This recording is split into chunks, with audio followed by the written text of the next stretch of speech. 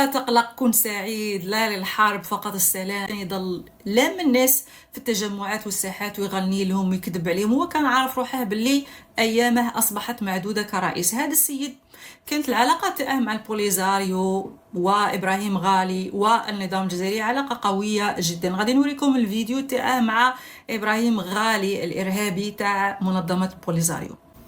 هاك هذا الحزامه، هذه الحزامه تاع الفشل، تاع الفشل الكبير. خمسها معايا خويا، زير يدك، زير روحك. جيبوا لي هنايا كاش حاجه. هاك هذا تاني، هذا الكادو، هذا سموه السيف. السيف تاني تاع الفشله. هذا السيف اي واحد فاشل يجي عندنا نمد له كوبي. تشوف فيه، شوف يا سلام، لا يصلح لاي شيء. حبه تاع فرماج لافاش كيري وما تقدرش تقسمها به. علقه في الدار وصاي.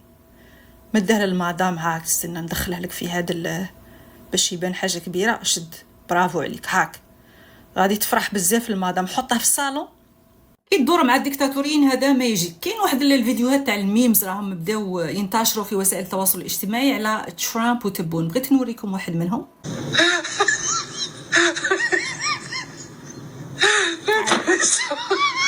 جد روحك.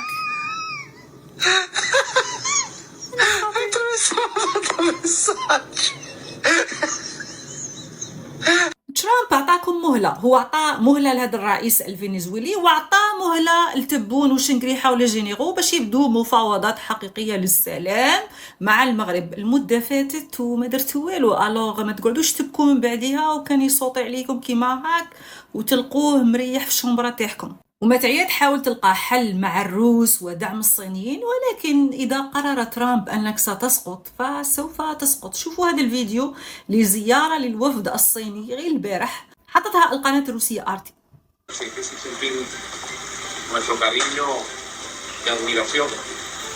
بارح هاد الناس مازالوا في فنزويلا الآن، ما روحوش، وزعما تلاقى معاهم ومنا بروتوكولات، وفي نهاية المطاف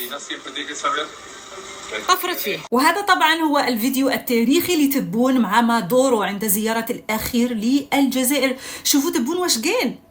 بالنسبة للصحراء الغربية اتفقنا اتفاق تام على أساس مساعدة الشعب الصحراوي للحصول على استفتاء تقرير مصيره واستقلاله. El Sahara Occidental la ayuda que tenemos que proveer al pueblo saharaui para lograr un referéndum para su autodeterminación. حك يبدو أنه مادورو كان فرحان بزاف بهذا التعاون بين الجزائر وفكرة أنه لازم نرتبطوا بموضوع الصحراء والبوليزاريو لأنه يعزز ويسهل من تهريب المخدرات وتوزيعها في منطقة شمال إفريقيا وأيضا في الدول تاع الساحل الإفريقي. مادورو كانت عنده حاجة أيضا تبدو جزائرية، هو النيف الفنزويلي. شوفوا هذا الفيديو وين كان يدعو فيه القوات الأمريكية إلى الإسراع للمجيء والقبض عليه.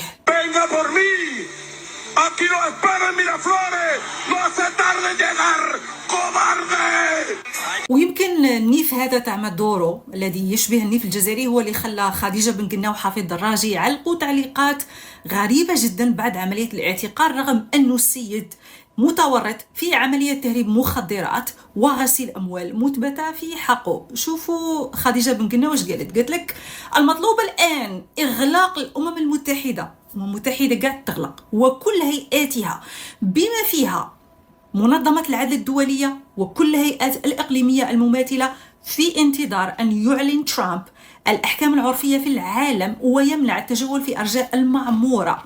فالبعرة تدل على البعير والحافر على المسير، من حساب الدكتور فوزي بدوي. وحفيظ دراجي واش يقول لك؟ بيقول لك: الديمقراطية الأمريكية تتعامل معك كصديق ما دمت حليفا مطيعا، حتى لو كنت ديكتاتورا فاسدا أو منتهكا لحقوق الإنسان. لا يشكل ذلك مشكلة حقيقية، فالمعيار ليس الديمقراطية ولا القيم، بل مقدار ولائك للمصالح الأمريكية وعلى رأسها أمن إسرائيل.